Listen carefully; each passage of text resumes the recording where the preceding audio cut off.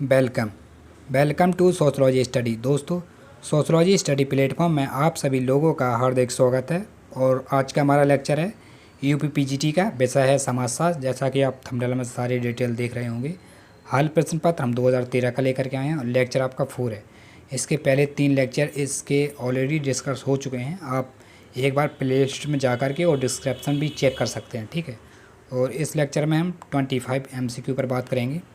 तो चलिए स्टार्ट करते हैं आज का लेक्चर का फर्स्ट MCQ स्क्रीन पर आपके सामने। और मित्रों, चैनल पर अगर आप नए हैं तो चैनल को लाइक, सब्सक्राइब, शेयर करना ना भूलें। पहला है, यहाँ हम 76 से लेकर के 100 तक चलेंगे, ठीक है। 76 पूछ रहा है, पहला प्रश्न ये, जाति प्रणाली के अंतर्गत गतिशीलता का विश्लेषण करने के लिए निम्नलिखित में से किसने संदर्भ समूह सिद्धांत का अनुप्रयोग किया था? A. M. S. A. Rao, B. G. S. Ghurye, सी आपका M. N. श्रीनिवास, डी है योगेंद्र सिंह। प्रश्न नंबर 76 आपके सामने प्रश्न है और इसका आपको आंसर बताना है कमेंट करके। और इसका राइट आंसर हो जाएगा सी, M. N. श्रीनिवास। जाति प्रणाली के अंतर्गत गतिशीलता का विश्लेषण करने के लिए M. N. श्रीनिवास ने संदर्भ समूह सिद्धांत का अनुप्रयोग किया था, ठीक है। और नेक्स्ट प्रश्न आपके सामने 77 पूछ रहा है, निम्न अध्ययनों में से कौन सा नियोजित सामाजिक परिवर्तन पर ध्यान से संबंधित है? परिवर्तन अध्ययन से संबंधित है। ए. एन इंडियन विलेज, और बी आपका ए. राजस्थान विलेज, सी आपका द रिमेम्बर्ड, और डी है Indian village, Indian changing village. 77 क्या राइट आंसर है इसका? और इसका राइट आंसर हो जाएगा आपका डी, इंडियन चेंजिंग विलेज। ये ऐसी दुबे की पुस्तक है, इसको भी आप नोट कर लेना। नेक्स्ट प्रश्न आपके सामने स्क्रीन पर 78 पूछ रहा है, भारत में माता पिता अपनी पुत्रियों को ससुराल में उत्तम पत्नी पुत्री के रूप में बनाने के लिए तैयार करते हैं, और उसे कौन सा उदाहरण कहते हैं? ए. समाजीकरण, बी. पुनर्समाजीकरण, बी और सी आपका प्रौढ़ समाजीकरण, डी है प्रत्याशित समाजीकरण। जब एक लड़की को माता पिता तैयार करते हैं कि आपको ससुराल जाना होगा और वहाँ कैसा बर्ताव करना है, कैसे सास ससुर और अपने पति से कैसे बोलना है, तो उसको क्या कहते हैं? 78 स्क्रीन पर आपके सामने है। और इसका राइट आंसर आप बताएंगे। इसका राइट आंसर हो जाएगा आपका टी, प्रत्याशित समाजीकरण, ठीक है। नेक्स्ट प्रश्न आपके सामने 79 स्क्रीन पर ये रहा। पूछ रहा है, भारतीय ग्रामीण समाज में ग्रामीण विकास कार्यक्रमों के परिणामस्वरूप निम्नलिखित में से कौन सी सर्वाधिक अवांछित स्थिति उत्पन्न हुई है? ए. बी. संस्कृतिकरण और आत्महत्याएं, बी है आपका बी. कृषिकरण, सी है कृषकों की समृद्धि, और डी है कृषकों के बीच आत्महत्याएं। प्रश्न नंबर 79 आपके सामने प्रश्न है, इसका राइट आंसर बताएं क्या है? और इसका राइट आंसर हो जाएगा आपका ए, बी. संस्कृतिकरण और आत्महत्याएं, ठीक है। और नेक्स्ट प्रश्न पर चलते हैं। ये रहा प्रश्न नंबर 18 स्क्रीन पर आपके सामने। पूछ रहा है, कौन तृतीयक नातेदारी है? ए. दादा, और बी आपका पिता का भाई, सी है माता का भाई, डी है ससुर का भाई। कौन सी तृतीयक नातेदारी है? इसका आंसर आप सभी लोगों को पता है और आप राइट आंसर ही बताएंगे। इसका हमें पता है क्योंकि आपकी तैयारी इतनी अच्छी हो चुकी है, आप प्रश्न को देखते ही उसका आंसर तुरंत बता सकते हैं। इसका राइट आंसर हो जाएगा आपका, बिल्कुल राइट आंसर दिया आपने, डी, ससुर का भाई होता है वह तृतीयक नातेदार होता है हमारा। देखिए, जैसे कि हमारे द्वितीयक नातेदारी प्रथम संबंधी नातेदारी होंगे जैसे ससुर का भाई, ठीक है। और मार्डाक ने 8 प्रकार की जो प्राथमिक नातेदारी बताई थी और 33 द्वितीयक प्रकार के और 151 ये तृतीयक प्रकार के नातेदारों का उल्लेख किया था मार्डाक ने। पूछ सकता है कभी कभी प्रश्न के मार्डाक ने कितने प्रकार का तृतीयक में उल्लेख किया, तो आपको 151, ठीक है। और 8 प्रकार के प्रथम हैं और द्वितीय प्रकार के आपके 33 हैं, तो ये सभी को ही पता है। और नेक्स्ट प्रश्न आपका 81 स्क्रीन पर पूछ रहा है, महुआ में संयुक्त परिवार की संरचना एवं प्रकारात्मक एकता का अध्ययन किसने किया था? ए. के. एन. कपाड़िया, बी. नारी देसाई, और सी है IP देसाई, और डी आपका AM शाह है। प्रश्न नंबर 81 स्क्रीन पर है आपके सामने प्रश्न। इसका आंसर आपको कमेंट करके राइट आंसर बताना है। और इसका राइट आंसर हो जाएगा, बिल्कुल सही दिया आपने, सी राइट आंसर है IP देसाई। और नेक्स्ट प्रश्न आपके सामने 82 पूछा है, कृषक समाज के सामाजिक एवं सांस्कृतिक विश्लेषण के लिए किसने लघु परंपरा एवं बृहद परंपरा की अवधारणा को प्रतिपादित किया है? ए रॉबर्ट रेडफील्ड, बी मैकमेरियर, सी एम.एन. श्रीनिवास और डी आपका मिल्टन सिंगर। कौन सा राइट आंसर है? 82। इसका कमेंट बॉक्स में राइट आंसर बताएं। और एक बात, हाँ, आप आंसर सभी प्रश्नों के आप आंसर दें। आप भला है आप आंसर आपका गलत हो जाए, कभी कभी आंसर आपका रॉन्ग भी हो सकता है, लेकिन घबराएं ना, क्योंकि उसी से आपकी तैयारी होती है। जब आप कोई चीज़ को गलत आंसर देंगे तो उसको आपको पता पड़ेगा कि इसका आंसर हमने गलत दिया तो उसका आप सुधार भी कर सकते हैं। ठीक है, तो गलत होने पर घबराएं नहीं, और राइट आंसर होगा तो आपको खुद ही पता पड़ जाएगा। 82 का राइट आंसर क्या है? इसका राइट आंसर हो जाएगा, बिल्कुल सही दिया आपने, ए रॉबर्ट रेडफील्ड। और नेक्स्ट प्रश्न पर चलते हैं। इन्होंने लघु परंपरा और बृहद परंपरा की अवधारणा को प्रतिपादित किया था। नेक्स्ट प्रश्न आपके सामने 83 पूछ रहा है, शक्ति के परिवर्तनशील जोड़ की संकल्पना इस धारणा पर आधारित है कि ए मूल्य सामंजस्य समाज के लिए अनिवार्य है, बी मूल्य विरोध समाज के लिए अनिवार्य है, सी मूल्य तटस्थता समाज के लिए अनिवार्य है, डी मूल्य समाज के लिए अनिवार्य है। प्रश्न नंबर 83 आपके सामने है स्क्रीन पर प्रश्न, उसका आपको कमेंट बॉक्स में राइट आंसर बताना है। और इसका राइट आंसर हो जाएगा, बिल्कुल सही बताया आपने, ए मूल्य सामंजस्य समाज के लिए अनिवार्य है। नेक्स्ट प्रश्न पर चलते हैं। प्रश्न नंबर 84 आपके सामने है प्रश्न, पूछ रहा भारतीय संविधान की अनुसूची 4 में संबंधित है, ए अनुसूचित जनजाति से, बी अनुसूचित जाति से, सी अन्य पिछड़े वर्ग से, डी है अल्पसंख्यकों से। भारतीय संविधान की जो 4वीं सूची है वो किससे संबंधित है?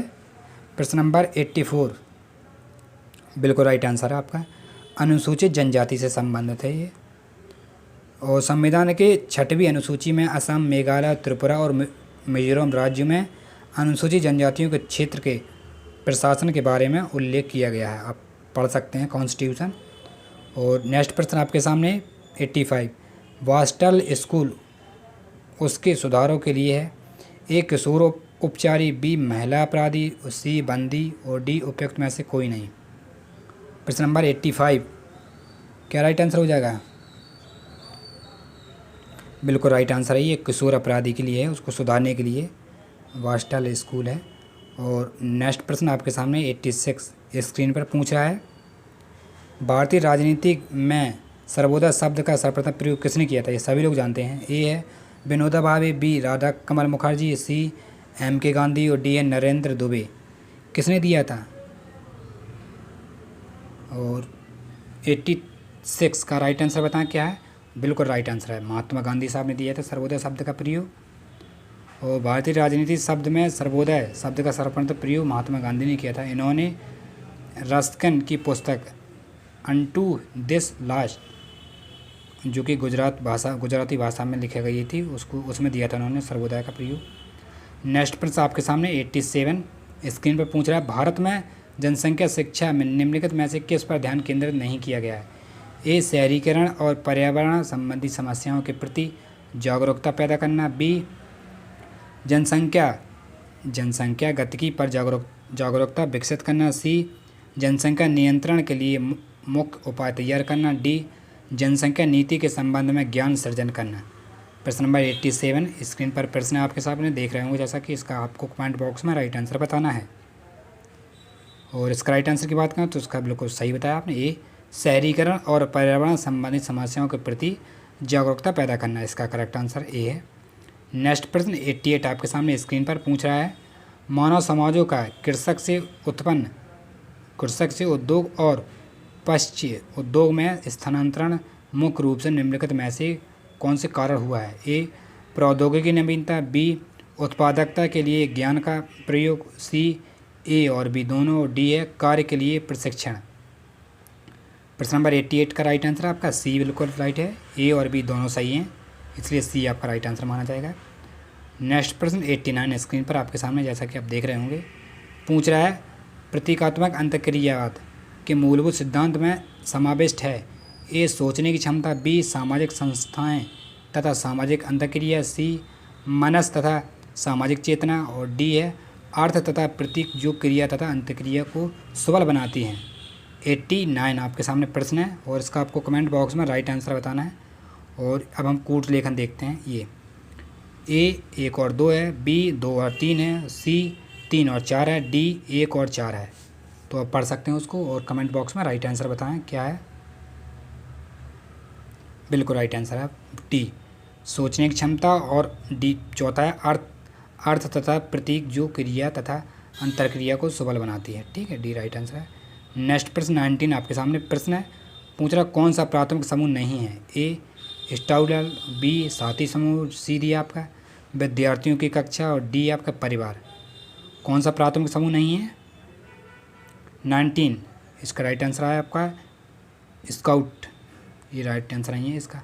इसको कूले साहब ने प्राथमिक समूह के अंतर्गत परिवार, पड़ोस, नातेदारी, क्रीड़ा समूह को शामिल किया था।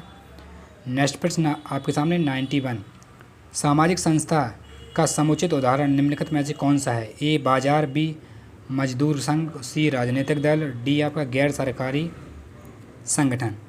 91 आपके सामने प्रश्न जैसा कि आप देख रहे हैं और इसका राइट आंसर क्या है। इसका राइट आंसर की बात करें तो बिल्कुल राइट आंसर है इसका ए बाजार। ठीक है, और नेक्स्ट प्रश्न पर चलते हैं, प्रश्न नंबर 92। क्योंकि ये छोटे छोटे प्रश्न हैं तो आंसर इसका आंसर आप लोग तुरंत ही दे देंगे। क्वेश्चन को पढ़ते ही आप आंसर इसका तुरंत लगा देंगे क्योंकि आपका अनुभव ही आपको प्रश्न का उत्तर देता है। सामाजिक परिवर्तन की प्रक्रिया जिसके लिए व्यक्तियों के सकारात्मक मूल्य होते हैं उन्हें कहते हैं। ए वैश्वीकरण, बी शहरीकरण, सी विकास और डी है आर्थिक समृद्धि। और इसका राइट आंसर क्या है 92 प्रश्न आपके सामने स्क्रीन पर। और इसका राइट आंसर की बात करें, इसका राइट आंसर हो जाएगा सी विकास। नेक्स्ट प्रश्न आपके सामने 93 पूछा है निम्नलिखित में से किसने ज्ञान के पदक्रम का पक्ष नहीं लिया है। ए दुर्किम साहब, बी कॉम्ट, सी आपका बेबर और डी आपका फूको। कौन से थिंकर थे, कौन से समाजशास्त्री थे जिन्होंने ज्ञान के पदक्रम की पक्ष नहीं लिया था। 93 प्रश्न आपके सामने है, इसका राइट आंसर हो जाएगा फूको, मिशेल फूको, एम फूको। ठीक है, इनके अनुसार उत्तर आधुनिक समाज में ज्ञान उत्पादन का एक साधन है। जिसके पास ज्ञान है उसी के पास शक्ति है। उन्होंने ज्ञान के पदक्रम का पक्ष नहीं लिया था। ठीक है, नेक्स्ट प्रश्न पर चलते हैं, प्रश्न नंबर 94 स्क्रीन पर आपके सामने पूछ रहा महात्मा गांधी जी के सत्याग्रह को बेबर की किस एक सामाजिक क्रिया से किस प्रकार से उदाहरण के रूप में माना जाता है। तुलना करना है आपको। ए नैतिकता तार्किक क्रिया, बी भावनात्मक क्रिया, सी मूल तार्किक क्रिया और डी है मूल उदासी क्रिया। ये आपका 2008 जो अभी 10वें प्रश्न में पूछा जा चुका है यही प्रश्न। और अगर वो लेक्चर देखा होगा आपने तो इसका आप कमेंट बॉक्स में ज़रूर आंसर बताएंगे। बिल्कुल राइट आंसर है मूल तार्किक क्रिया से तुलना की थी इन्होंने। और नेक्स्ट प्रश्न में चलते हैं, प्रश्न नंबर 95 आपके सामने वर्ण व्यवस्था का प्रथम उल्लेख है। ये सभी लोग जानते हैं और इसका आंसर हो जाएगा आपका ऋग्वेद। ये प्रथम उल्लेख है ऋग्वेद, सामवेद, यजुर्वेद, यथुर्वेद, ये सभी। नेक्स्ट प्रश्न आपके सामने 96 पूछा है मानव चक्र पुस्तक के लेखक कौन है। ए भगवान दास, बी अरविंद, सी महात्मा गांधी और डी दिया राधा कमल मुखर्जी। किसने लिखी थी मानव चक्र की पुस्तक। ये 2009 का प्रश्न है। बिल्कुल राइट आंसर है इसका। राइट आंसर आपका अरविंद, इन्होंने मानव चक्र की पुस्तक लिखी थी। नेक्स्ट प्रश्न आपके सामने 97 है स्क्रीन पर पूछ रहा कौन सा एक ऐसा कारण नहीं है जिससे लोग गाँव से शहर की ओर जा रहे हैं। ए ग्रामीण बेरोजगारी, बी ग्रामीण क्षेत्रों में रहने दहेज प्रथा में वृद्धि, सी ग्रामीण गरीबी, बी ग्रामीण क्षेत्रों में कुटीर एवं उद्योगों का ह्रास। कौन सा एक कारण नहीं है 97। बिल्कुल राइट आंसर है इसका बी ग्रामीण क्षेत्रों में दहेज प्रथा में वृद्धि, इसका एक कारण नहीं है। और नेक्स्ट प्रश्न पर चलते हैं 98 स्क्रीन पर आपके सामने पूछ रहा है कौन समुदाय का तत्व नहीं है। ए भूभाग, बी हम की भावना, सी सांस्कृतिक विविधता और डी है आत्मनिर्भरता। क्या है राइट आंसर है 98।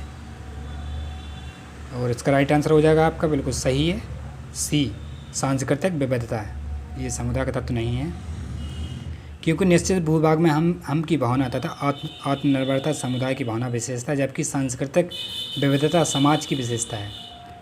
नेक्स्ट प्रश्न आपके सामने 99 स्क्रीन पर। ये रहा, सबसे पहले प्रश्न पढ़ लेते हैं।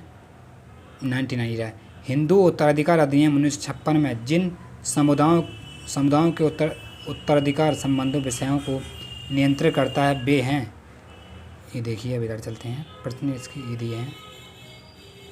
ये रहे 4 प्रश्न आपके सामने पूछ रहा है। पहला है मात्र हिंदू, बी है हिंदू एवं सिख, सी डी है हिंदू सिख बौद्ध जैन, और डी है वर्ष 1947 से भारत में रहने वाले सभी समुदाय। ये प्रश्न देख लीजिए आप।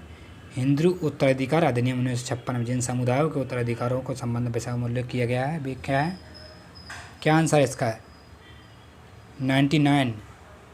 इसका राइट आंसर हो जाएगा सी, हिंदू सिख बौद्ध और जैन। और नेक्स्ट प्रश्न आपके सामने इस सेशन का लास्ट और आखिरी प्रश्न है 100। मूल्यों के समाजशास्त्र के जनक कौन हैं, ए राधा कमल मुखर्जी, बी राधा कृष्ण मुखर्जी, सी आपका रामकृष्ण मुखर्जी, डी है डी पी मुखर्जी। कौन है 100 का राइट आंसर बताएं। और इसका राइट आंसर हो जाएगा बिल्कुल ए राधा कमल मुखर्जी मूल्यों के समाजशास्त्र के जनक हैं। और इसी के साथ इस लेक्चर की समाप्ति होती है। और ये 2013 का ये आपका 4 लेक्चर था, ठीक है। और इसके एक लेक्चर हम और लेकर के आएंगे। और अगर आपको लेक्चर पसंद आ रहा हो तो चैनल को लाइक सब्सक्राइब शेयर करना तो भूलें ही ना। मिलते हैं नेक्स्ट लेक्चर में, जब तक टाटा बाय बाय।